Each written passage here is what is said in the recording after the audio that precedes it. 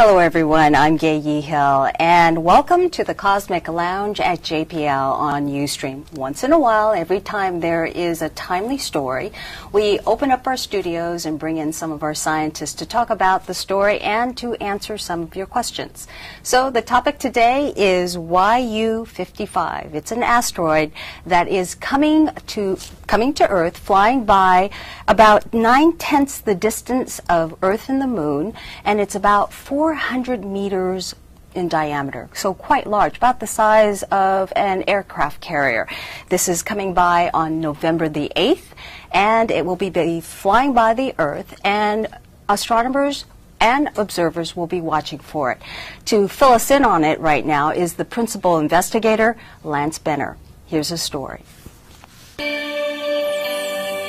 2005 YU55 is going to make a very close approach to the Earth on the night of November 8th, 2011. At that time, its distance from Earth will be just under 9/10 of the Moon's distance away from us. It's going to be moving very rapidly as it traverses the sky near the Earth on November 7th, 8th, 9th, and 10th. In effect, it'll be moving straight at us from one direction, and then it'll go whizzing by and straight away from us in the other direction. So its motion across the sky will be close to 180 degrees over the course of less than 2 days. 2005 YU55 cannot hit Earth, at least over the interval that we can compute the motion reliably, which extends for several hundred years. It made a close approach to Earth about 18 months ago. In April of 2010, colleagues of ours at Arecibo Observatory were able to observe this asteroid using the radar facility at Arecibo. And they were able to obtain radar images that showed that this object is about 400 meters across. On November 8th, 9th, 10th, we'll be observing it again, this time with both the Arecibo telescope and with the Goldstone telescope here in California. This is the closest approach by an asteroid that large that we've ever known about in advance. The radar telescopes that we use to observe asteroids are very large radio dishes. The Goldstone telescope is 70 meters, which is 240 feet across, so it's truly enormous, and Arecibo is even larger still. The Goldstone telescope has a new radar imaging capability, which has just become available, that will enable us to see much finer detail than has previously been possible.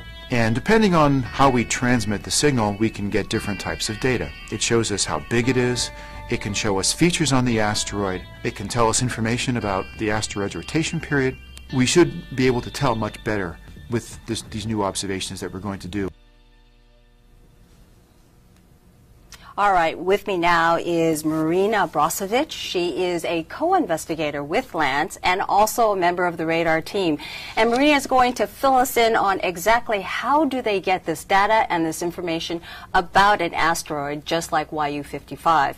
So first of all, just to reiterate, a question that we are getting over and over in emails, on Twitter, and in chat: will this asteroid hit Earth? And we did hear it once before, but just to reiterate. No, absolutely it is not going to hit us. We have very good idea about its orbit for the following 100 years, and there is no chance of impact. And we believe with these measurements, upcoming measurements at Arecibo and Goldstone, we believe that we are going to remove this threat even further. Probably centuries. For many centuries, we'll know exactly where this object is going to be. This is such a terrific opportunity. This is a time where it's a fairly large, an average size asteroid, 400 meters. You know where it is. You know when it's coming. It's an excellent opportunity for observers to be standing by, ready to watch, ready to learn from it. So you watch and learn using radar. And exactly how do you do that?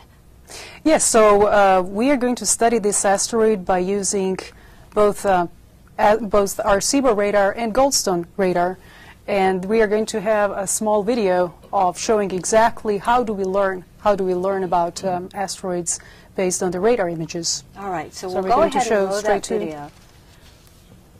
Okay, so I'm going to tell you exactly how we use radar to learn about asteroids. Currently, we have only 2 planetary radars in the world. One is Goldstone in California, and the other one is Arecibo in Puerto Rico. So scientists use radar to ping asteroid and to learn its exact location and line of sight velocity. This allows us very precise orbital calculation. And we also use radar to obtain high-resolution radar images of these asteroids that knows to be hundreds of thousands, even millions of kilometers away. So imagine that radar is a very simplified, like flashlight. But instead of the visible light, it's transmitting microwaves. And you see microwaves are right between somewhere infrared and radio waves. And so we are transmitting these microwaves. They're moving at the speed of light. They're bouncing off the asteroid. We have this echo, and this radar echo is containing information both about surface features of the asteroid as well as its rotation. Here I'm showing you just how the really radar image looks like, and I'm going to tell you very simplified, this is not your regular, this is not your optical image. So here is how it works. We transmit the beam, and we time the round-trip time to the asteroid and back. We know the speed of light. That's how we know exactly the distance from the radar to the asteroid. This pink line shows you that. Notice that the front of asteroid is closer to the radar than the sides. We also have the information about rotation. If it's rapidly rotating asteroid, the echo is wider. If it's slowly rotating asteroid, the echo appears narrower. Once again, I'm repeating in a summary, what you saw on that radar image, what we see on the horizontal axis is really the width of the echo in frequency. And on the vertical axis, you're measuring how far each little feature on that asteroid is far away from radar. Here is side-by-side example. This is how you would see it with your camera. You take a snapshot with your camera, and then here's the radar image. And notice that radar is taking the image exactly in the perpendicular plane to your regular camera. Again, here I'm showing you how if the asteroid was rotating faster, the echo would appear wider. And again, if you are looking at the asteroid that's rotating relatively slowly, then it appears narrower. Here is again, notice that in this plane, in this radar line of sight, you have features from the northern hemisphere lit by radar and the southern hemisphere lit by radar really superimposed. Imagine if this were Earth. If this were Earth, this would be its radar image. You would not know which landmass belongs to the northern hemisphere and which one belongs to the south hemisphere, because it's in this completely different, it's in this perpendicular line of sight. But luckily, we have ability to untangle this so-called north-south radar ambiguity. But that's another story. So we're so entrenched in seeing things optically with our eyes because that's how we take pictures with our own cameras. I mean, that's how most people see things. And that is how much light comes into the aperture, how much light so you can visually see it. But you mentioned that you bring your own light. It's like having a flashlight. Can you explain how that works? So optical telescopes, they really depend on the sunlight being reflected from the object. Right. But in our case with the radar, we bring our own flashlight. So imagine that this is the radar and this is the asteroid, and so we'll be shining this radar beam at the asteroid, and it's active technique, and we are bouncing off the beam of light and then receiving the echo back, and then the computers are processing this received data, and we finally build an image. We build an image of that asteroid. So if you are at Palomar Observatory, you have to wait until nighttime to be able to see the stars, to see an asteroid. In a case like you, where you bring your own light. Yeah, you're a daytime. You get to be daytime astronomer, and you get to sleep at night. So very good. So yes. Well, we also have night tracks. A lot of times, it all depends when really the object is crossing the beam, the telescope beam, the radar beam. And Goldstone, for instance, it has 80% coverage of the sky, so we can track objects for many number of hours, 7-8 hour tracks. And at Arecibo, we wait also for the object to come into its beam, which is much kind of, Arecibo can steer, but it's much more powerful telescope. So it really, we schedule our tracks dependently on availability of the time, depends basically how the telescope has available time, and obviously when you can see the object. But then you have that much more observation time. You don't have to wait until nighttime to be able to see things, and you have that much more opportunity to see things, don't you? Yeah, well, it's comparable. You know, just I was just at Palomar and I spent 13 hours at the telescope, so that's quite a long time to observe something. All right. Well, as I said, we are here to answer your questions via chat, as well as some of the questions that were sent to us via email and Twitter and Facebook. So the first question is from Jeff. It was an emailed question. Will 2005 YU55 be visible in the night sky as it passes Earth? You will need a small telescope. So this is still very small object. 400 meter is, I would say, a moderate size asteroid, but it's still small, very far away. Okay. So you need about at least 6-inch telescope in order to be able to observe it, and you'll see it as this like buzzing really, really fast across the sky. And because it is so quick, I mean, you would probably, even though you do have a telescope, would have to know exactly where to look. You would have to have the coordinates, wouldn't you? Yes. The coordinates for this object are widely available on many amateur astronomers' websites, Sky Telescope, or anything like that. So I'm sure that they have very detailed predictions. Where can people point their telescopes to? Okay, here's a question. Now, this one's from the chat. It's from Lortendella, and where is the best time and location in California to view? For that, I think it's best to check with Sky Telescope for optical observations, or check with probably space weather. All of them are going to have detailed information much better than I can give you.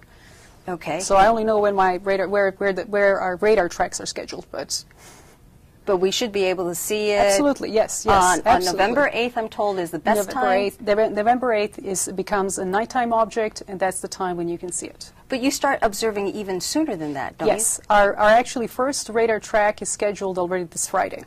So in the morning, we're going to be observing it with Goldstone for about 2 hours. Right. I was told that it's coming in the direction from the sun, so anybody trying to look at it wouldn't be able to see it anyway, because it's looking directly into the sun. Yes, it's daytime. Okay, here's another question from, I think it's Talk Turtle. I'm not sure. Perhaps you would be able to answer this. Does the UNESCO tsunami exercises and the first ever nationwide emergency broadcast system indicate there is some concern of an impact? I'm absolutely sure that it has nothing to do, because there's no chance of impact. So whatever they're doing, it has nothing to do with this asteroid. All right. I ate your neighbor is the other handle. Does the USA have a monopoly on radar or any other observations? Well, these two radars happen to be in United States territory, but Arecibo is accepting observing proposals from. I believe that it can be international collaboration, but yeah, for now the radar community is really small and it's localized in the United States. But that doesn't mean that interest for radar observations are not there, and that other places in the world are planning maybe there to expand their capabilities. And one final question from the chat is SJD394. If the asteroid was to hit the moon, what would happen? I'm not familiar with that asteroid, and I'm sure that Don Yeomans can answer better that question than I can. I absolutely am not familiar with that object. But like you, by the same token that you know that it won't hit Earth, because you've been able to track it. Was this the same object? Yes, they're asking for this, if this asteroid was to hit. You said SJ. Oh, no, that's their handle. Oh, I'm sorry. Yes, I misunderstood. I thought we are suddenly talking about some new asteroid. No, this is the person who sent the question. Oh, I'm sorry. So if it were to hit the moon, and there's... No, there's absolutely no chance that it's going to hit either Earth or moon. So we know very precisely where the subject is going to be for, as I said, at least another 100 years. And there are no chances of impact. And how are you able to do that? How are you able to look ahead for several hundred years exactly where this asteroid was going to go? Well, this asteroid was discovered in 2005, and it's been 6 years. We built a very long observational data arc about this object. And also we have radar measurements, and radar measurements are very precise. You get to know where the object is within less than 10 meters, and you measure line of sight velocity up to 1 millimeter per second. So that automatically solidifies your orbit, and that's why you are able to make very detailed predictions in the future for this object, we usually are able to say several centuries where the object has been and where it's going, because we just build a long number of observations, and we keep updating that orbit and keep building and building better orbit. So eventually, you're very certain where it's going to be. Your error is very small, and so there is no chance of anything surprising you. And with the information you'll be getting from this observation, Yes. you'll probably be able to refine it even more. Again, we are going to get these. We are going to know where this object is within 4 meters, and again, measuring line of sight velocity up to 1 millimeter per second. That is very strong measurement. So you will be able to extend where this object is going to be very precisely, much further in the future. All right. So we took care of a couple of questions, and let's go back to talking to Marina about what she does. So you get your observations, you get your data, and then what do you do with it? How do you make sense of it? And we've got a video that you pulled together of another asteroid. Yes. It's KW4? It's KW4. Tell us about that. So KW4, these are the images that were first received. These are Arecibo images. This object was observed in, I believe, 2001. And what you see is that there are two satellites, that were actually two asteroids. There is this primary one in the center, and then there is a satellite going around it. And these are also images. Oh, that was previously, I'm sorry. That previous was Goldstone image. No, this is Arecibo image. This is Arecibo image. I'm sorry. Can we go further? I think we're looping it. So we are looping it, I think. Right. Okay. So anyways, the first one is Goldstone. We received observations for both Goldstone and Arecibo, and we built a very large data set. And this was actually analysis done by late JPL astronomer Steve Ostrow. This was his really prime catch, because for the first time you really imaged well this completely kind of unknown object, this binary. We realized how the binary asteroids look like. And so this is the three-dimensional shape model that is built based on those radar images. What you see is this primary asteroid, which is about 1.5 kilometers in diameter, and then you see a little satellite, which is about 500 meters, that is in orbit, orbiting around it. What radar managed to prove is that about 15% of near-Earth asteroids are actually binary asteroids, which is a significant number. So that video looks very similar to what we have right here. This is exactly on the it. table. This is the shape model of KW4, and this is our very high-tech one that breaks, and the real one doesn't come with a wire attached. So what you have here is how it looks like, and you see the primary, and you see this. This is a really rapid rotator. Okay. So this is another thing that radar showed us, is that when the asteroids are rotating very rapidly, this material, because it's a rubble pile, so it's kind of drifting off the equator. And we found that this is a typical shape, that this is a really typical shape of the rapidly rotating primary. So it has a ridge. It has this ridge. It has this ridge, and very often the rapid rotators tend to have a satellite. And what we actually found recently is that they can even have two satellites.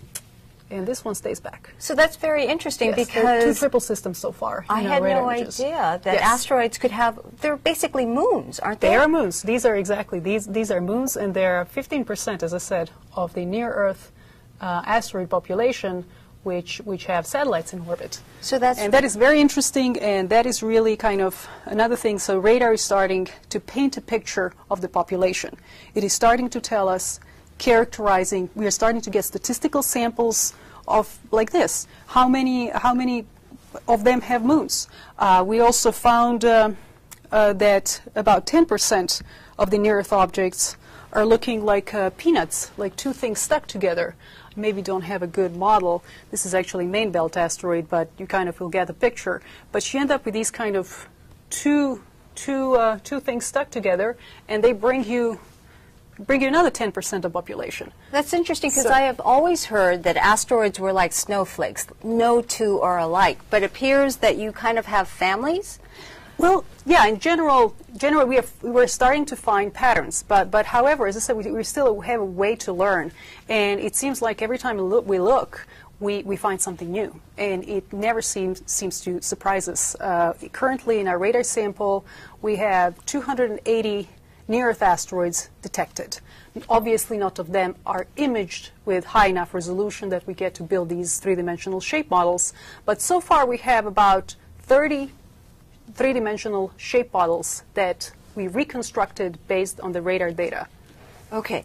Here's another question. This time it's from Facebook. This is from Alex. The question from Alex is, what are you trying to learn from studying these asteroids and comets? What is the mission goal we're trying to find out?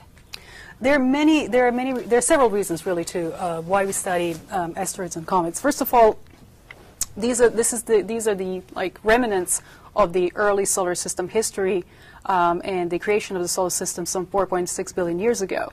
And learning about asteroids gives us insight in the solar system past and also about planetary formation. We also want to learn about them because they had significant influence on Earth history, from geology to atmosphere to oceans to bringing organic material, water. Also, they could provide one day to be a very lucrative source of raw materials as we start to expand and colonize the solar system. And finally, we need to know the statistics and we need to assess the impact threat. So those are the reasons why we study asteroids and comets. So knowledge can help us deal with a threat. Exactly. Okay. Here's a question. This one's from the chat. It's from W. Gameson.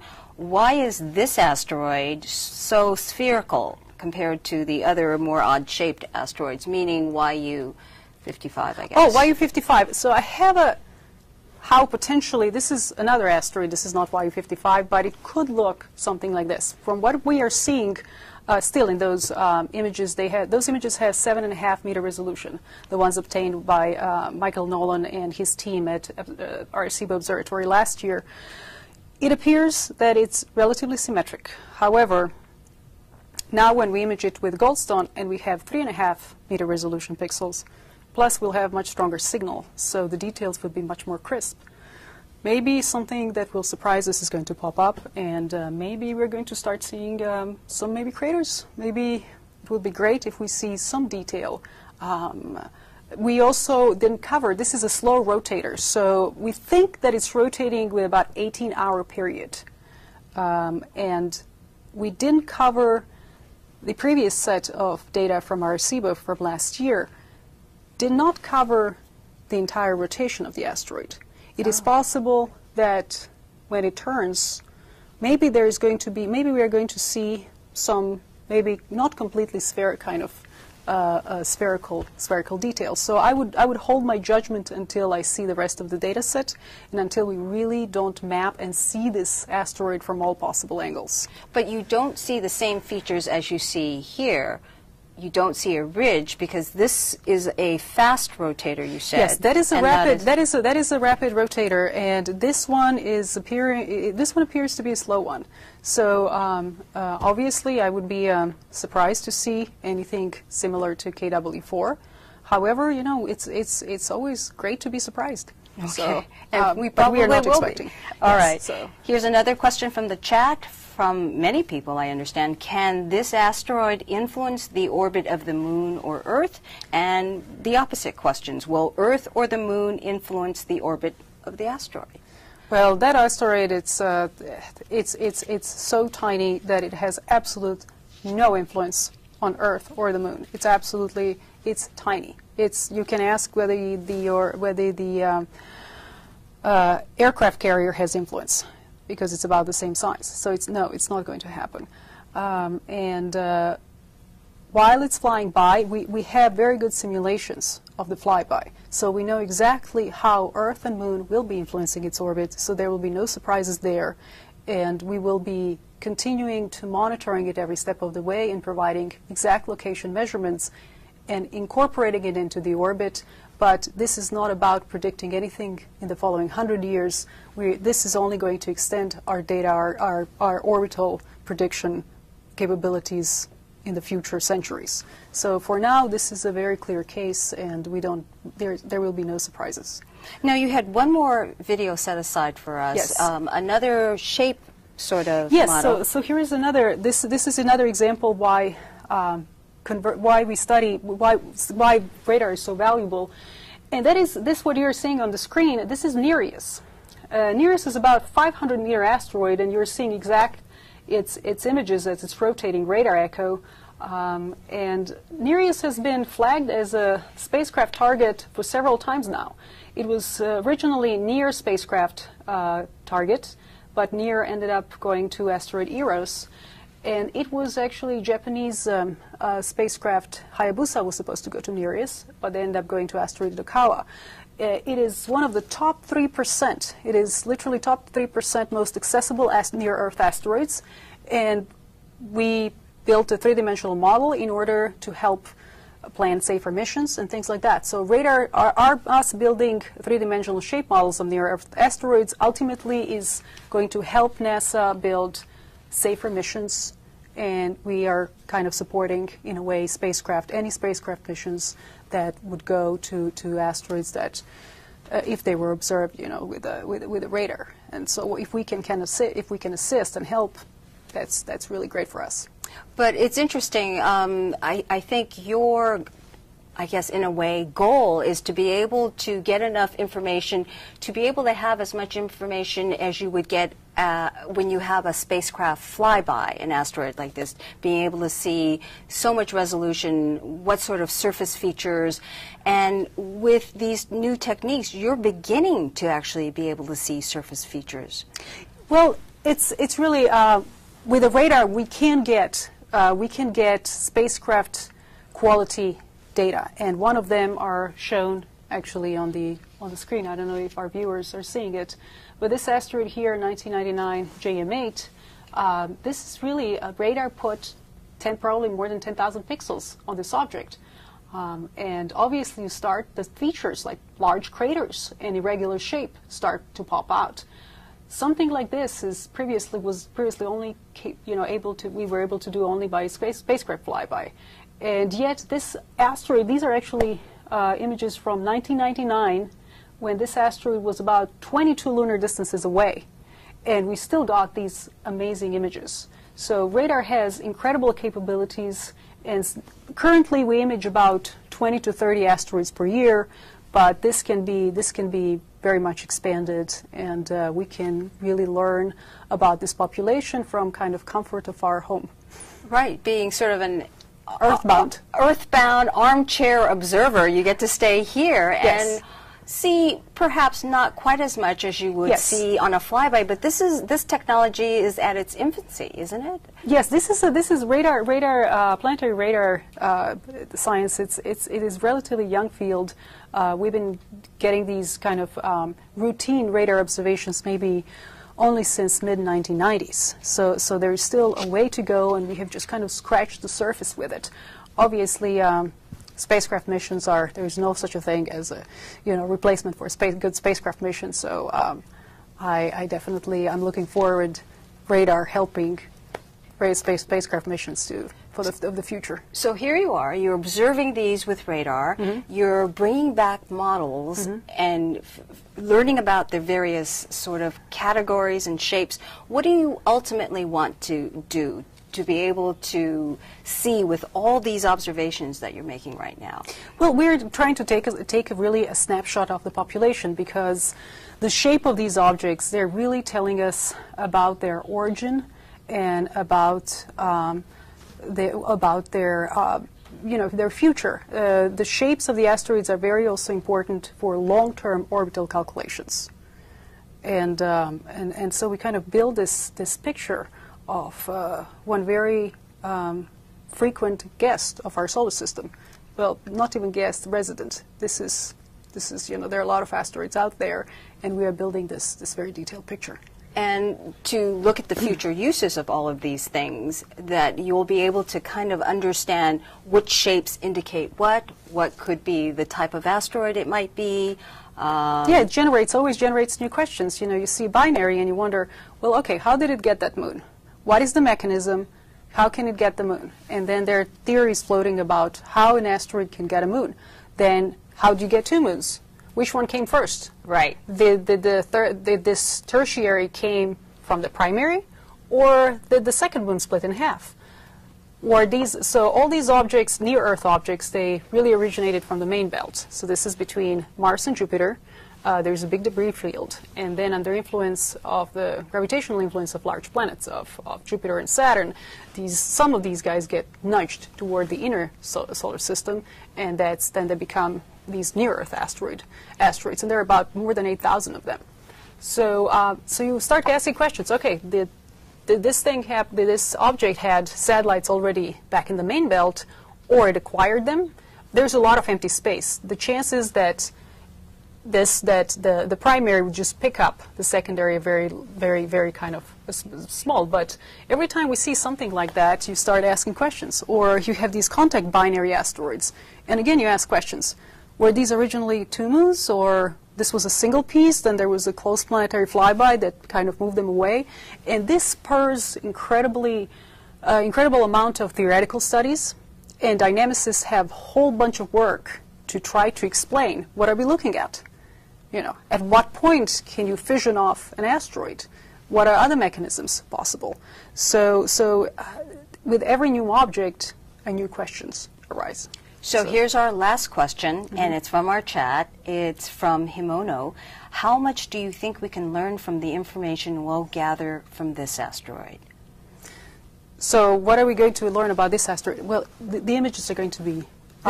This will be the best ever, won't it be? Well, it is going to be remarkably good. I really can't wait to see the images. I can't wait to learn more about it.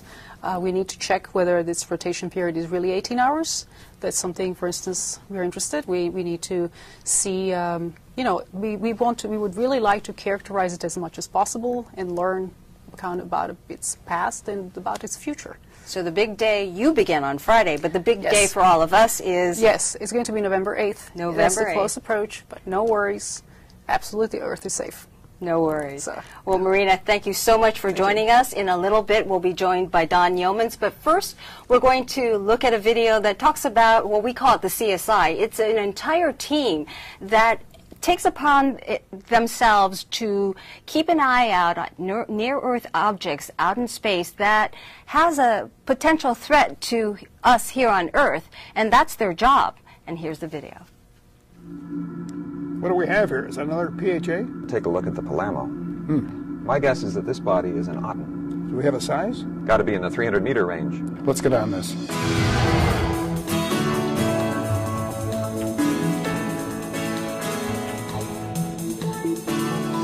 You can think of the Near-Earth Object Program Office as sort of a CSI unit. We discover these objects, we try and determine what they're made of, where they're going, and just how dangerous they might be. In December of '04, one of the new discoveries was an asteroid that later became known as Apophis. It's an object about 270 meters long that's going to make an extremely close approach to the Earth on April 13th, Friday the 13th, 2029. This object isn't a source for concern now, but back then it had us worried. So this is a representation of the Earth and the orbit of the Moon and the uncertainty region of Apophis. All of the points on this line are possible locations for Apophis, and any one of these dots could be the actual asteroid. All of the numbers that we were seeing were well beyond what we had seen before, and the threat level as a result was elevated. The impact probability for a collision with the Earth in 2029 reached the 3% level, 3 chances out of 100 that it would hit. When we saw the impact probability rising, we put out calls for others to look in their archives for images of this asteroid at previous dates. When we got additional observations from the optical telescopes and when we got additional radar data, the threat level went to 0 in 2029 and only left a slight possibility of an impact in 2036. There is a possibility that after it goes by the Earth, it may pass through a small doorway, or keyhole, I call it, and be deflected by the Earth's gravity into an orbit that would be about 7/6 of a year. The Earth would go around the Sun 7 times, the asteroid would go around the sun 6 times, and they would meet up at the same place at the same time on April 13th, 2036. It will be important to look at this asteroid in the year 2013. We hope to see it with radar, and then hopefully we will confirm that the asteroid will not pass through that keyhole. That should allow us enough time, if we unfortunately see that it is going to the keyhole, perhaps to mount some sort of mission to the asteroid to deflect it. And all we have to do then is deflect it away from that keyhole. We don't let down our guard, not even for a day. It's our job to monitor the inner solar system and make sure that none of these objects are getting dangerously close to the Earth.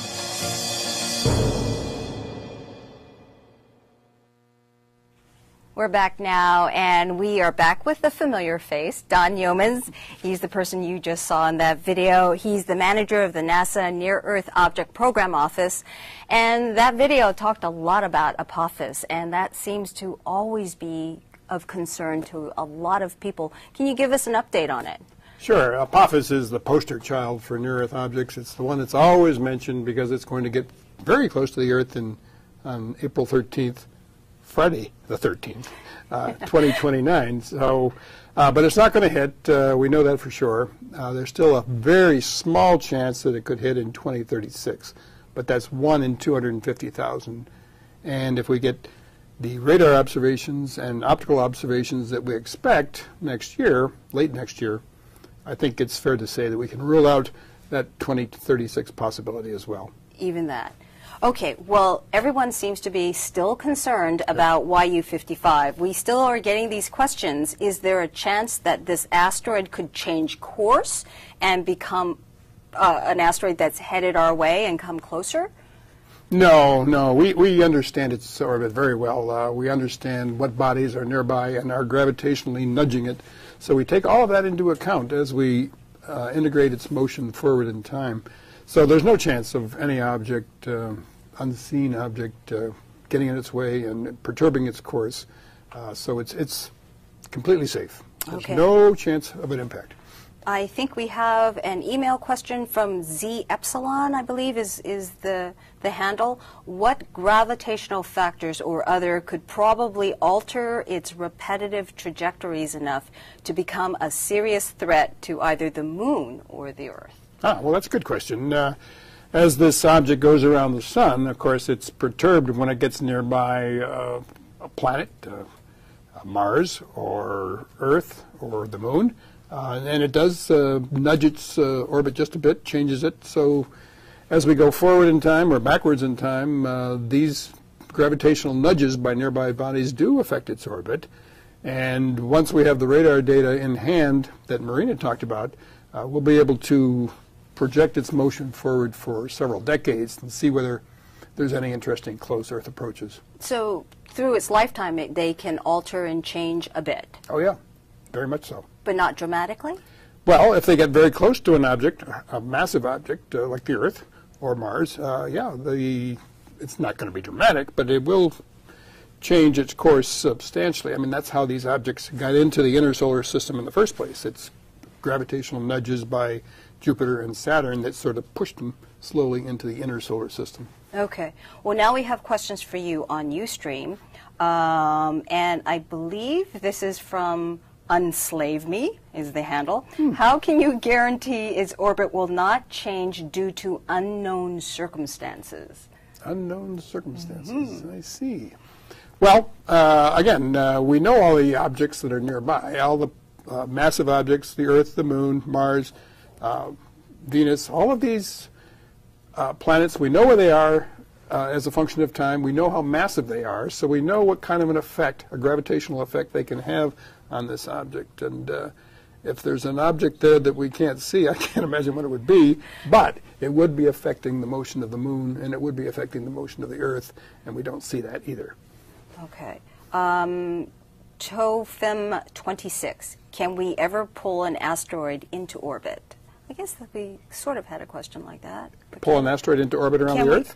Well, actually, we've been studying, there's a group at JPL who does advanced planning and studies, sometimes out-of-the-box thinking, or purple pigeons, as they're called. And that was one of the concepts. Could you go out, grab an asteroid, and bag it, literally, and bring it back into an orbit that would be then around the Earth. And yes, you could, if you used solar electric propulsion and the asteroid were small enough. It would only be the size of an SUV or something like that. You're not going to go out and grab a huge asteroid and bring it into Earth orbit, but you could grab a small one.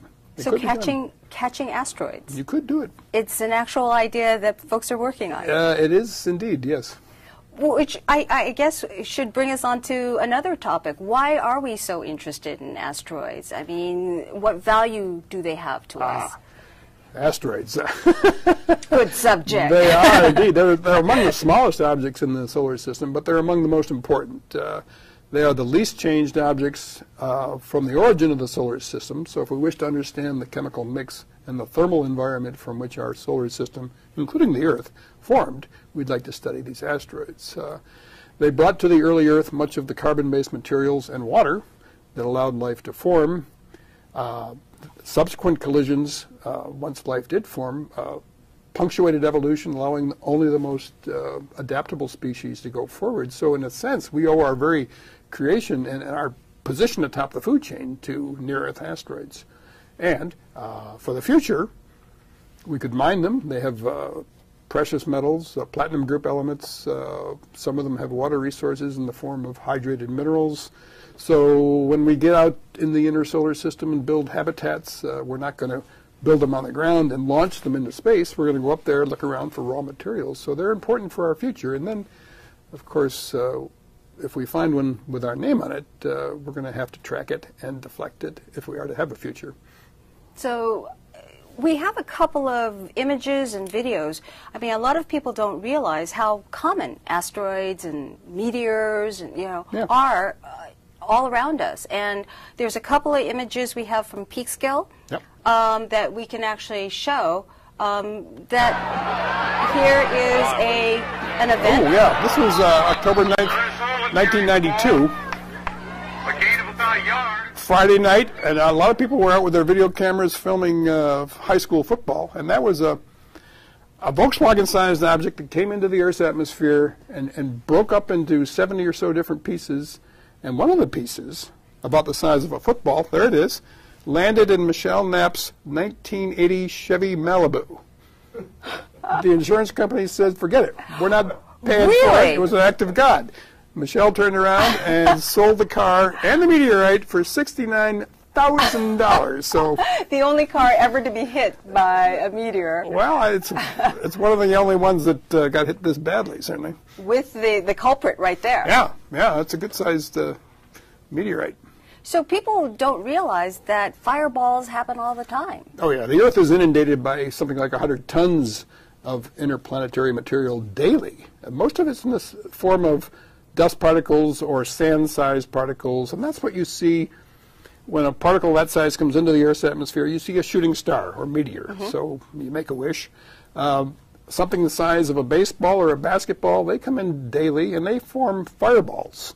Something the size of an SUV, the type that created the Peekskill, they come in a couple times a year. And what about this one? This is Meteor Crater near Winslow, Arizona, and this was formed about 50,000 years ago when an asteroid, solid iron this time, about 30 or 40 meters in diameter, slammed into the desert floor, creating this enormous meteor crater, as it's called. I know that because I know it was iron, because around the edge of the crater, there's all kinds of iron meteorites that were picked up. In fact, I have a couple. Oh, so all of these are very, very different. Yeah. And if it's iron, that's a resource. That's true. We could utilize the resources in space, and then there's platinum group elements. But you made the point that they're very different. The diversity of asteroids is enormous. When I was in school, mind you, that was the Middle Ages, asteroids were whirling rocks, just that's how we thought of them. But now we know that asteroids can be ex-cometary fluff balls, wimpy material that you could break apart in your hands. They can be rubble piles that are held together by little more than their own self-gravity. They could be shattered rocks, like Eros. They could be rubble piles like Itokawa, and they could be slabs of solid iron, like this one that formed Meteor Crater. Well, I'm sure the chat group is screaming now because I haven't answered any questions, but here we go. Let's take a few more. Can YU55 generate gravitational forces that could cause earthquakes? No. In fact, YU55, although it's getting close to the Earth for an asteroid, it doesn't have a significant effect on the Earth's its gravity doesn't have a significant effect on the Earth. In fact, I think it's fair to say that you and I, sitting here, probably have a greater effect on the Earth than this asteroid will have. The tidal effects goes as the inverse cube of the distance to the object, so it's you'd have to have something very close and very large, like the Moon, to cause tidal effects. All right.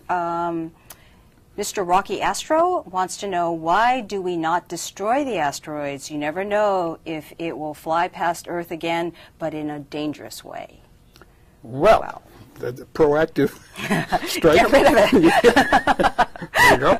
Well, it's easier to simply monitor their motions, compute their orbits using the radar and the optical data, and predict their motions a couple of hundred years into the future. And if any one of them causes a problem, or potentially causes a problem a few hundred years or tens of years into the future, then we could mount a mitigation campaign to do something about it. But to proactively start going after benign asteroids seems a little mean and wasteful of resources, and, okay. and not very smart, I think. All right, here's one. What is the difference between YU55, Elenin, Nibiru, and Planet X? Well, Nibiru and Planet X is just internet nonsense, I'm afraid. They don't exist. There are lots of sites out there on the internet that claim that Nibiru exists, Planet X exists, but there's no evidence that either one of them exist.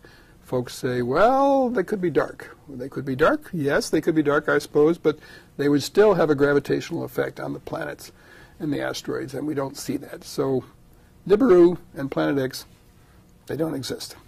It's just that simple. What about YU55 and Elenin? Comet Elenin did exist, but it went by the sun, and as about 2, 3, 4% of comets do, it simply broke into a cloud of dust. These comets are very friable, very fragile objects, and if they get near the sun, a gas pocket could explode and just blow them apart. So Elenin no longer exists as a comet. It exists as a cloud of dust that will go around the sun and exit the solar system fairly soon. But Elenin is no longer. Nibiru and Planet X never were. Okay, here's another one. If an asteroid is headed for Earth, can observatories around the world see it? Or does NASA have the exclusive of knowing when an asteroid is close? No, we don't have an exclusive. The NASA program to find near-Earth asteroids is designed to find the majority of the large ones, and we have about 93% of the objects larger than 1 kilometer have already been found, and we've tracked their motions 100 years into the future. None of them pose a problem. Now, Congress has asked NASA to look for the 140-meter and larger-sized objects and find 90% of that population, and we're 35% there already, and none of those objects pose a threat. So NASA is taking up the challenge to find and track these objects, and we will continue to do so. Last question on this page. Is there a plan to warn the public of an impact? Yes, of course. All of the close approaches and the objects for which we cannot yet rule out an impact are posted on our webpage immediately. There's no effort to hold anything back from the public. We couldn't do it anyway. I mean, you can't keep scientists quiet. They're just... You heard it from a scientist. All right, here's one. Could a huge asteroid cause Valles Marineris on Mars, and also causing the Tharys bulge material from gas piled up on Mars's surface? Well, it's a good question. Many of the, in fact, most of the craters on Mars, and especially the Moon, are due to old asteroid impacts. We used to think, well, 100 years ago, it was thought that all of the craters on the Moon were volcanic, but only a few of them are. And most of the craters on the Moon are impact created. Most of the craters on Mars are impact created. Sometimes when the impact hits, it will trigger a volcanic event, and sometimes volcanic events that occur on their own. But most of the craters are in fact impact. One more question. It's a sort of spin-off of our earlier question. It's what would be achieved by bagging an asteroid on Earth's orbit? What we were talking about earlier. Yeah, why would you bother? Why would you bother? If you'd like to, President Obama in April of 2010 suggested that the ultimate goal for human exploration is Mars. But that's a tough trip for humans to make, a couple of years.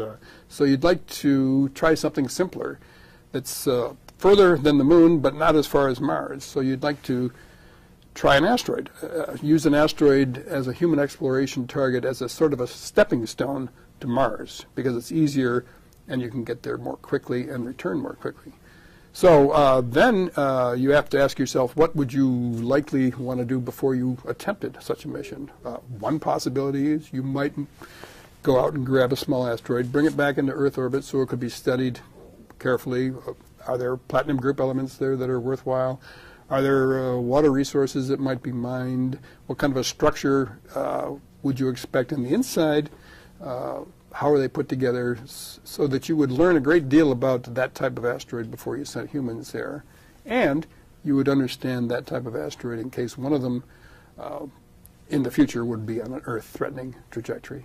And would that be very, very easily doable at this time? We've done several flybys of comets. We have Vesta captured, Dawn captured into orbit. I mean, we've sort of gone almost all the little baby steps towards that. Right.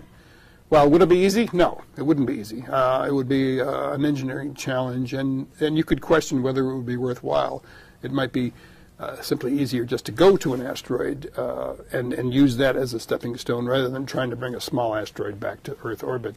But I mean, the platinum group elements on the Earth are mostly mined in South Africa, and it's a limited resource.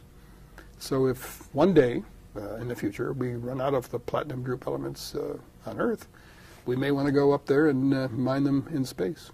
Okay, here's another question on the chat. Can coronal mass injections impact the orbit of an asteroid? Well, coronal mass ejections from the sun are charged particles that are periodically belched out in the interplanetary space. But they are charged particles, so they have very little mass, very high speed, but very little mass, and so they wouldn't have they would have only a very negligible, immeasurable effect on the asteroid's motion. Well, here's an interesting one. This is from Disclosure 2008.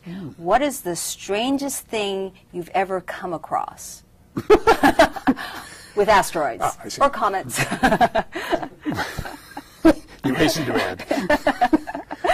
Well, I think the fact that comets seem 2 or 4% of them just spontaneously disrupt for no apparent reason. They don't necessarily have to get close to Jupiter or the sun to simply break apart into a cloud of dust. They just do this. So why do they do this? Elenin did this recently. I mean, it's possible they ran into a bit of space junk, but it's not very likely. It's probably more likely that they gas jets spin the object up, much like an asteroid is spun up, and then they just sort of fly apart because they're so friable, so fragile. So the behavior of comets is very intriguing. So that's not uncommon to be tracking a comet and watching it and for it to suddenly disappear. Yeah, right. In fact, we've had that happen on a mission. On a spacecraft, a potential spacecraft mission. Comet Bothan was to be the target of the Deep Impact follow-on mission. And Comet Bothan never showed. So we switched targets and went to one that did show. Okay. One more question regarding YU55. How close will the asteroid get on November 8th? And we're told it's about, what, 9/10 the distance between Earth and the Moon. Is that considered very, very close? I mean, it's almost as close as the Moon. It's closer than the Moon, actually. Yeah. It'll get within 201,000 miles of the Earth's surface, 51 Earth diameters, Earth radii, excuse me. So, yeah, it's close. You'd expect an object of this size to get that close every several tens of years. This is a great opportunity. Something this close, something this large has not come this close since 1927. Or is it 47? Anyway, it's a few tens of years. This is close for an object that size. We're told 1976. 76. That's good. Thank you. Okay. You corrected me. That's good. Somebody told me in my ear. That's okay. Okay. Could you guys speculate a little on the insides of asteroids? Well, that's a good question. We only see, with optical and radar, we only see the top layer, of course, and so you have to ask yourself, what is the inside? And that's why missions, future missions, might want to use seismic instruments. They might want to use penetrator devices. If I were to guess, I would say some of the largest asteroids, like Vesta, are what we call differentiated. That means they're layers. They have a core, they have a mantle, and they have rubbly surface because they get pounded by other asteroids, smaller asteroids, over millions of years. And some asteroids are simply ejection fragments from previous impacts of larger asteroids. So you get, so one of these layered objects can be broken apart, and so now you have bits and pieces of the inner core, which might be iron. You'd have bits and pieces of the mantle, which would be silicate rock, perhaps, and you'd have bits and pieces of the outer rubbly layer, which would be rubble piles. So you might expect asteroids to be formed in that manner. Well, he's wondering, could there be crystal caves? Crystal caves? I have not a clue, to be honest. I doubt it. But that would be pretty. Yes, it would. All right. The same email person, Kenia, asked if a sinister and evil agency or corporation would decide to send a booster rocket into space that would put an ion drive on this asteroid the next time it passes, could such a sinister agency slowly nudge such an asteroid or a similar one towards the Earth for a horrific impact? Yes. That's sinister. Interesting concept. In fact, that very concept, I remember a debate between Carl Sagan and Edward Teller, the father of the H-bomb, on that very topic. Really? If you could go out and start moving asteroids around, could you find a benign asteroid and put it on a trajectory that would actually hit Earth? Yeah, you could, but why would you? It would have to be a spacefaring nation. It would have to be someone completely out of their gourd, and there was a whole lot easier ways to cause mass destruction on Earth than trying to target an asteroid to hit somewhere on Earth. So too much effort for the evildoer. Yeah, the evildoer could do a lot better with something else. All right. Can an asteroid ever orbit Earth instead of hitting it, or just like a small moon? So can an asteroid, I guess it would be captured into orbit, just like the moon? It could happen. There are no asteroids in Earth orbit at the moment. Occasionally one comes by close enough and slowly enough so when the Earth is going around the Sun, it is temporarily captured around the Earth, but not permanently. In order to have a permanent capture, you'd have to have what we call a third body interaction. It would have to come by the Moon or Mars and be its orbit adjusted just so that it would be in a very Earth-like orbit and then be captured as it very slowly drifted past the Earth. So it's very tough to do, not impossible, and occasionally an asteroid does get into a temporary Earth orbit. So what about Trojan asteroids?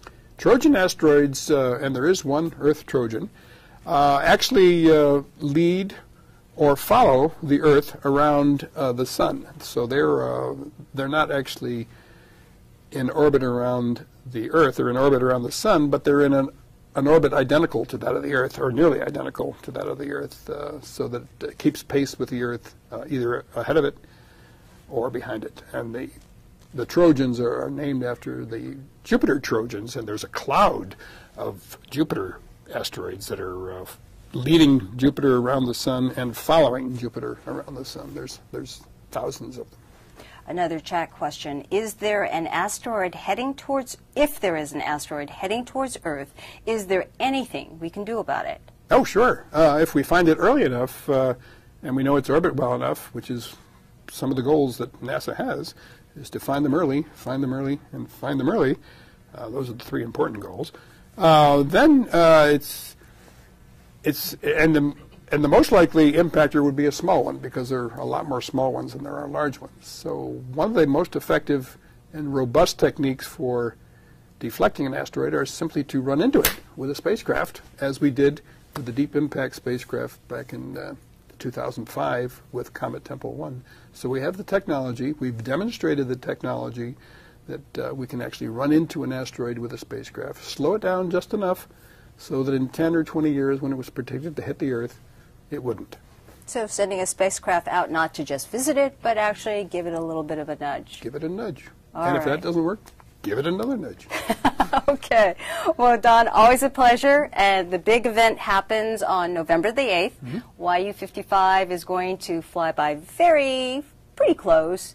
Not quite the little closer than where our moon orbits, about 9/10 the distance, and it's a 400-meter asteroid, so that's about the size of an aircraft carrier, so nothing too tiny. So people will be able to see it that night. If you have a telescope, I'm told you said at least, what, a 6-inch telescope? Yeah, Marina said 6 inches, which is right, or larger. And you can get the coordinates that you need, either Sky and Telescope or even our own Horizon site here at JPL. It's ssd.jpl.nasa.gov. One more time. SSD, okay. Solar System Dynamics, .jpl.nasa.gov. All right, so you can look it up. You can see it yourself November 8th, the night of November 8th. You can actually get the coordinates so you can spot this asteroid going by, and it'd be pretty fast? Well, it's going to be moving just under 9 degrees per hour, so if you see it in your telescope, you'll see it move. Okay. But it's not going to zip across the sky. All right, so should be an exciting night. Yep. All right, Don, thanks for joining us, and thank you for joining us for this Ustream chat on YU55, and we hope